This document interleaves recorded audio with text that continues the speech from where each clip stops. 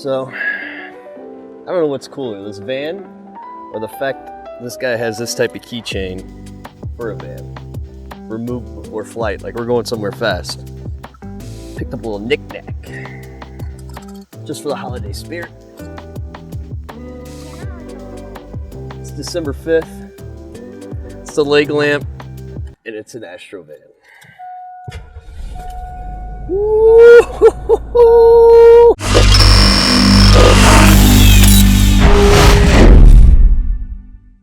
So Chris called me the other day, or maybe texted me a photo of a van that looked like it maybe came out of a Scooby Doo episode, and he suggested he was going to buy it. I did buy it. We're going to get it. I mean, I had to fight long and hard with my feelings, if I should or I shouldn't. I just don't see anything bad coming out of this situation. That's going to be on your tombstone. Here lies Chris Huddleston. What's the worst that could happen? I don't see anything bad coming out of this situation.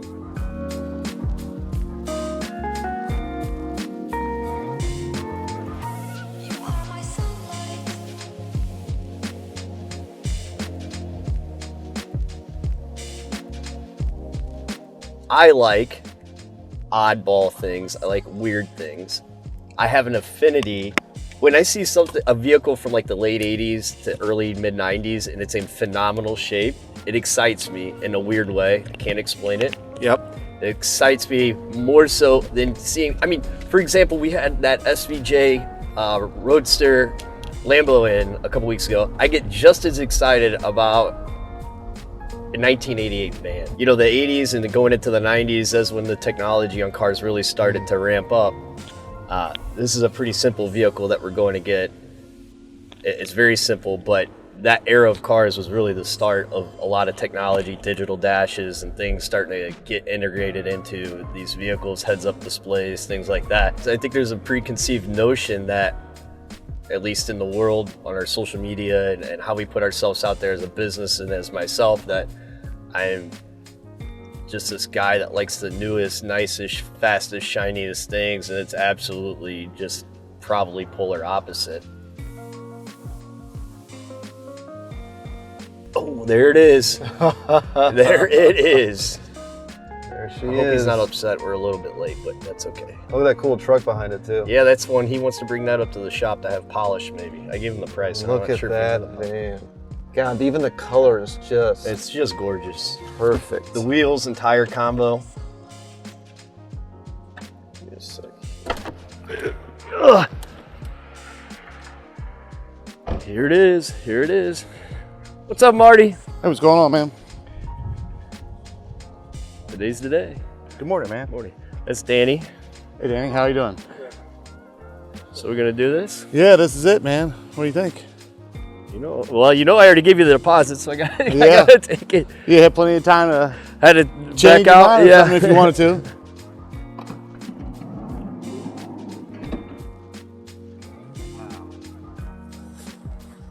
9 passengers. Unfortunately, Uber doesn't take a 1988 Astro van. Maybe I can sneak it in a couple trips before I get caught. Danny, come here, look at this. I haven't. He showed me a little bit the other day, but you got Well, the first thing we got is Oh yeah, the gentleman, I forgot. he kept every gas receipt from the day that he bought the car, and then every time that he got done with a tank, he calculated how many miles to the gallon he got, depending on how he was driving it. So that's from 1988 right there. Now you got this from the original owner? From the original owner, and the guy special ordered it when he got it. He kind of knew what he wanted, and then went ahead and ordered it. And he's local still. Well, no, he moved to Ohio now. Oh, he's in He Ohio. was a local. Yep, he was a local. I was like gentleman. hoping to catch up with him. I wanted to hear stories about the van. Well, the guy was Air Force Red. It's called a Red Horse. It's kind of like CBs. They're like they do construction and stuff, and he was an officer in there, so maintenance was very important to him. That, and I think every vehicle he had, everything he had was extremely well maintained. Receipts for just maintenance, but he actually had them separated from between remedial maintenance, dealer maintenance, pre-buy information, initial buy information. He made an extra copy of the owner's manual in case he lost his. He has his extended warranty information in there. Yep, preventative maintenance, and in each and every one of those, he kept a lot of them. He kept kept all the receipts for each one of them. Oh, doesn't he have all the Somewhere in here is some of the parts. He actually kept the boxes from the lids of the parts. Yeah, he had the oil filters. I think I saw. Yeah, somewhere in there he actually kept all the lids off the oil filters stuff as well too. And then on top of it, I thought this was kind of neat. So he always kept this in the back of it. And he always kept extra wiper blades, oxygen sensors, and hubcaps. Story was one time that he went to work and he was missing a hubcap, and I guess a lot of the guys at work kind of gave him shit about it. So he went and bought an extra hubcap. In the event of losing one, he had an extra one to put on it. Wow. What'd you called it? You had a funny name. You had a name something for him. You used the term. Perfect Kurt. Perfect Kurt. Yeah. Perfect Kurt are those guys that like everything has to be like maintained all the time. Perfect Kurt. I like. They got to keep their image up, you know. What was your draw to buying this van? What did you buy the van for? Just looking at it, I just love survivor vehicles. Anything that somebody has. I mean, it's one thing to restore a vehicle, but people don't really realize how much effort it takes to keep something 34 years and keep it in this. I mean, you're talking hundreds, if not thousands, of hours of maintenance and washing and waxing and just care. I mean, that says something. Doesn't matter if it's a Chevy Citation or something like this. I mean, it's a beautiful color combination, and it just. I was going to use it myself, and it's actually, with a kid and a dog, it's a little too nice to drive around with a kid and a dog in it all the time. I going out junking and doing stuff, I can't really do it in this. I have to be practical about it. So, kind of like what we were talking about on the way here. It's like when you see that 80s car, or that 80s to mid 90s car that's still pristine, it's incredible. It's incredible. Well, you got to remember, a lot of these were crushed during Cash for Clunkers too. Yep. You know what I mean? So a lot of people that during Cash for Clunkers, if they had something like this qualified for Cash for Clunkers. So a vehicle like this at that time, say, was worth $2,000 or $3,000, they were getting $5,000 or $6,000 trade-in. So that got rid of a lot of these vehicles as well. And that kind of goes back to what we were talking about on the way here too, like the 60s, 70s cars. There's still, it seems like there's more of those around to a degree. I think so. Than 80s to mid 90s cars. I think people value those right off the get-go more than they did these. These, didn't really think about it as much, but then, the 60s and 70s, everybody has one and says, oh, grandpa's got this, uncle's got that, but these here were... You're not going to find these forever. What's funny is, I guess I can't say when this was new, but when I was old enough to have an opinion about cars and colors, this would have made me vomit. Yeah. But now I love it. Like, well, I don't know. When these were new, I was walking to school past these. There was a GM dealer, and they had GM and Buick and something else there.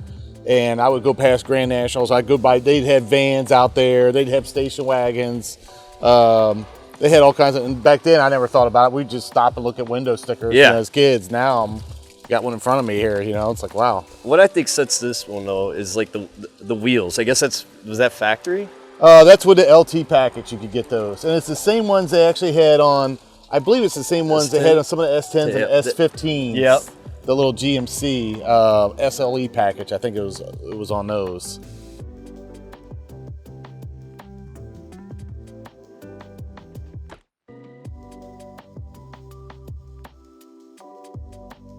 We actually met at. Thank you. I appreciate it. We met at Streets of St. Charles because he's from Kirkwood. Okay. He's an elitist. If you know anything about Kirkwood people, they think they're the best in St. Louis. So we're sitting in the parking lot and I see this lady coming at me and I see this thing sitting on her dash. So I stop her and wave her down. I'm like, hey, where'd you get this? She's like, oh, I got it Five Below, but I bought one and some other people wanted. I went back the day later and they're all sold. And I was like, I really want one. I was like, I'm going to buy an Astro van right now, and I want to put on my dash. And so she ended up giving it to me and told me Merry Christmas. Really? Oh, yeah. Yeah, there you go. It's the lamp from the Christmas story. There you go. So it's going to go on the dash. It's going to be awesome. Perfect. Yep. Well, we'll get out of here, man. No I problem, love man. it so much. It's a great media. Nice meeting you, man. It's great media. I think we'll come across paths, I'm sure. Oh, and you'll see the car. Absolutely. If you need anything, let me know.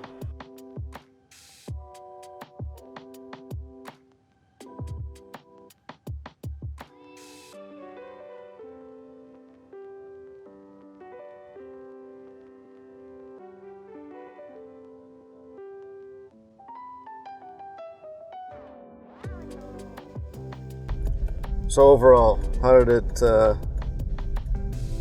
What's your thoughts on the Astro van purchase? You know, I've never owned a van. I've never been in an Astro van. But it's kind of like, you know, love at first sight. It's like connection, you know, with the girl or guy or whatever you prefer. It just, it feels right. It feels right. The tape lost its stickiness, though. I have to get a little something for that. I mean, this ain't a bad deal, you know what I'm saying? Oh, my car's on the roof. What? It's right there. Hold on. What? My car's. I mean, Your my car? phone. My phone. You're lying. Whoops. Fully functioning, fantastic shape Astro van.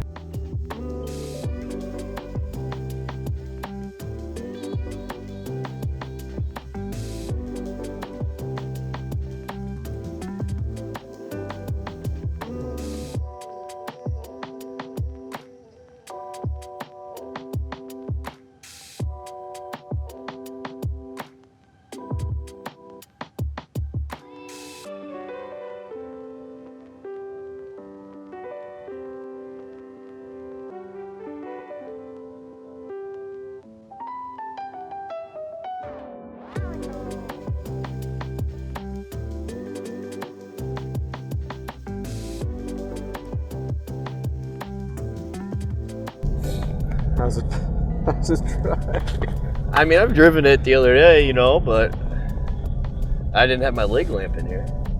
Hey, what a day, man. Yeah, this has been an interesting day for sure. It's a good one. It's a good one. Look, I like this little foot thing. I can put my foot up a little man. bit. Oh, man. The room, this space here. Wow, look at that. So much room for activities. Lots of room. I can't believe how clean and not, like, it's not faded. It's not sun bleached out. Nothing. It's incredible. I can pick up my dry cleaning with ease back there with that pole. How y'all doing? Hey, ladies, don't be dropping your panties too fast now. That's a lot of room, but I'm exclusive. My campaigns, I'm running on two things. No filters for girls. No picture filters. How about no filters, period? That's fine, but no filters. No filters are fucking outlawed. Can't do filters. And we're canceling cancel culture. Cancel culture. Double negative makes a positive, motherfucker. My feeling about canceling of cancel culture only applies if someone makes a mistake, is accountable for it, and then doesn't make the same mistake again. If you're a repeat offender, that's a different story. Look at this. Look at the U-turn. The turn turning radius. Blurped out over there. Yeah, Did you see that? I did see that. Wow. It's like a zero. Yeah, it's like a zero-turn lawnmower. Yeah. It's a forklift. Was this a John Deere? You've really done it this time. I've just begun.